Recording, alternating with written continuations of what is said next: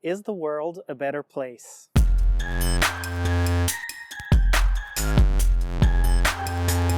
Sound.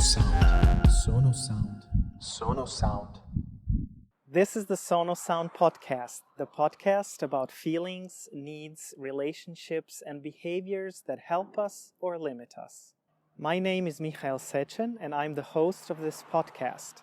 This podcast is part of the organization Intero Center, the Center for Education, Counseling, and Nonviolent Action.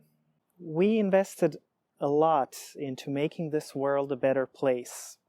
We invested a lot of time, we invested a lot of money to end poverty, to make education available to everyone, especially girls, and to create a world of greater justice. But still, we hear this sentence all the time, at least I do, and that's, it has never been as bad as it is nowadays. The world is worse than ever. But is that really true? Luckily, I didn't have to do all of the research by myself, but actually there are some scientists who took the time and energy to look into different data from UN, UNESCO, World Bank, and other relevant resources to see what is happening with the world. And is the world really getting worse, or is it getting better? One of the scientists I want to mention is Hans Rosling and his whole team, who did a great research of going around the world and collecting different data and seeing how people live in different parts of the world.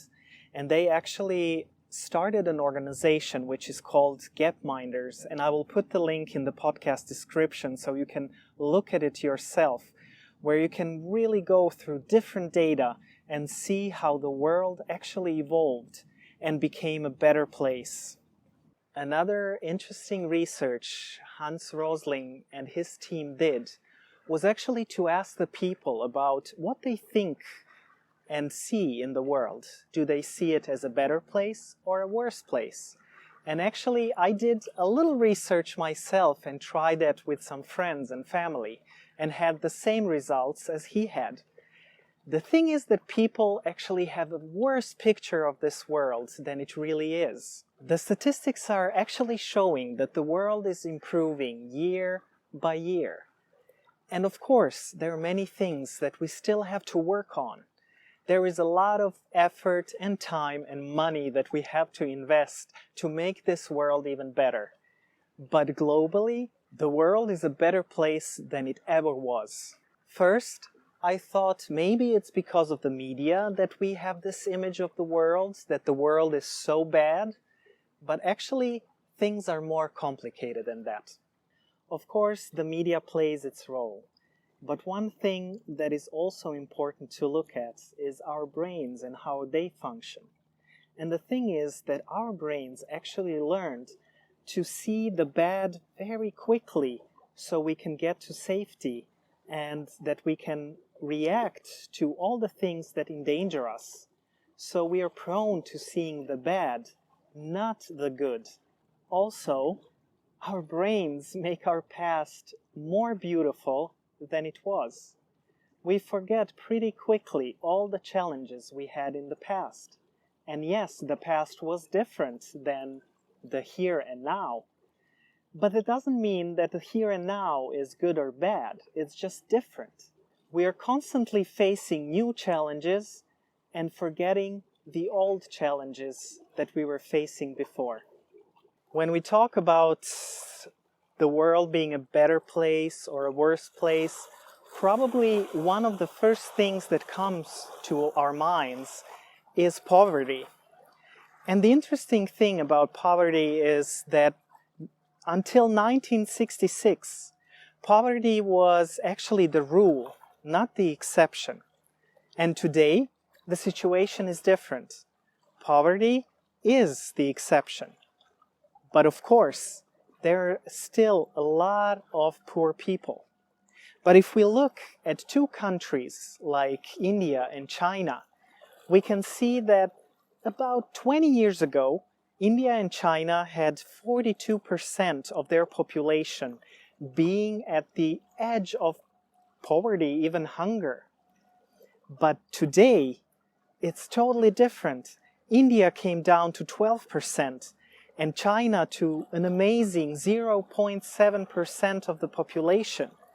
Isn't that an amazing achievement for humanity? And now that I mentioned poverty, but it's not just about poverty.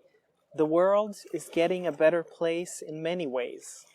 There is more justice than it was many years ago. Also, there is better education than it was years ago. The percentage of female children getting a good education is much higher than it was many years ago. And again, we can look at the numbers and say that we are not happy, and we have a right to do so because there is still a lot of work ahead of us. But it is also important to recognize that we came a long way and that all the efforts that we put in to make this world a better place actually work. This can be a huge motivation for us to continue improving this world. One thing that we also have to fight is actually a binary image of the world. The East and the West, the rich and the poor, the developed countries and the developing countries. Because this is not as it was many years ago, where it was a very clear division between those two. Now you have countries that are in the East, but are very much developed. And you have countries in the West that are struggling. So we have to change the way we view things. And actually Hans Rosling, he developed a 4-level system where he thinks that we are going through different levels, especially when we look at poverty. And it starts at 1, 2, 3, and 4, and most of the people in this world are somewhere on the level 2 and 3. But the thing is, when you look at the statistics and you look at this wave, it's actually moving, and the wave is moving towards 4. You might think that people who are more educated, or for example, reporters, are better informed and they can give us a much clearer image. But this is not true, because they're fighting the same prejudices and looking at the news through the same eyes as we are looking at them. We are prone to generalizations, and we often look at countries in categories. We see them as, all the countries in the East are in the same place. But that is not true anymore. The thing is that there are vast differences between Eastern countries, and the East, or many countries in the East, are actually catching up with the West. And some countries are even richer than the countries in the West. One other interesting thing I found is, depending on which level we live in our country, in each country, because there are people on each level in all the countries in this world, we share actually very similar items. And when you go to the houses of the people that have a similar income like you do, you will find that they have very similar items to what you have. And that's around the world. We like to think that it's so much different on the other side of the world. But the truth is, it's actually not that different. When we talk about the media cannot resist to tap into our fear instinct. And they're not just bad. You just think about it. Would you look at news that are very good news? Most of the people won't. The media needs to grab our attention. Remember, it is in the human core to first look for the bad and then for the good. And this way, the good gets lost very easily. As always, I like to finish up with some useful guidelines of what you can do to maybe make a change or to have it better for you. And one thing is to distinguish between bad and better. We need to train ourselves to see if things are really just bad Or are they actually going into a direction of better or even good? We need to keep in mind that good news is no news. So if we see a lot of bad news and watch it or listen to it, to think about, would I notice the news that are talking just about good things? Another thing is that small improvements are actually no news. So we are often stuck in history. We see some bad news, but actually after that, we don't see the development. We don't see what is happening nowadays. Is it getting better? The thing is that we are gonna probably notice the dips and not the improvements. If we frequently watch news, more news doesn't mean more suffering in the world. More bad news is actually a result of surveillance, better surveillance of the suffering in the world, not that the world is actually worsening. Beware of rosy pasts.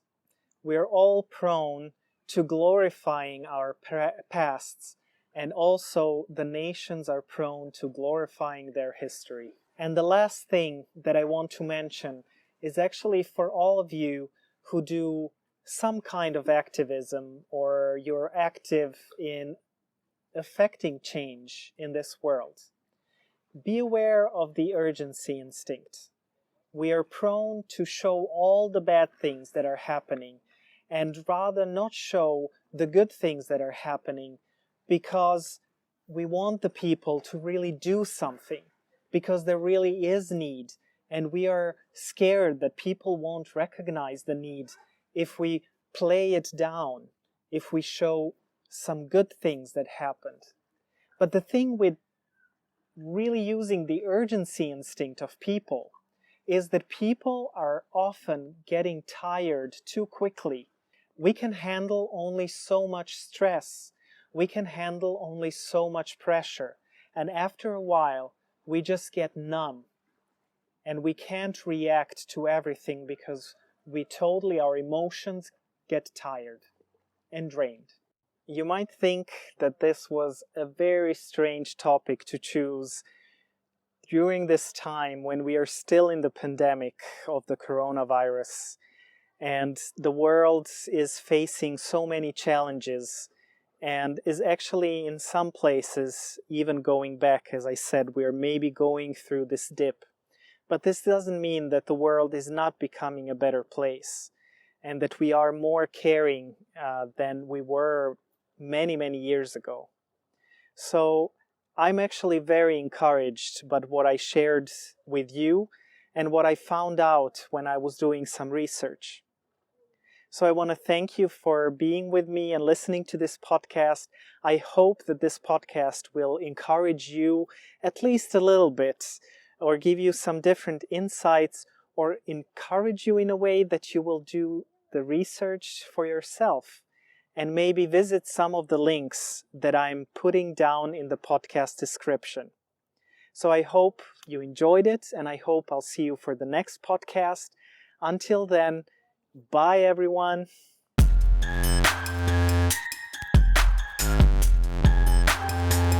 Sono sound.